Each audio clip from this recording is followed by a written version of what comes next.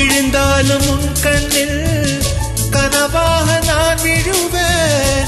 எழுந்தாலும் உன் நெஞ்சில் நினைவாக நான் எழுவேன். மடிந்தாலும் உன் மூச்சின் சூட்டால் மடிவேன்.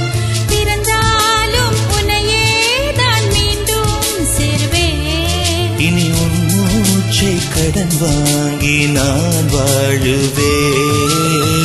தவமின்றி கிடைத்த வரம்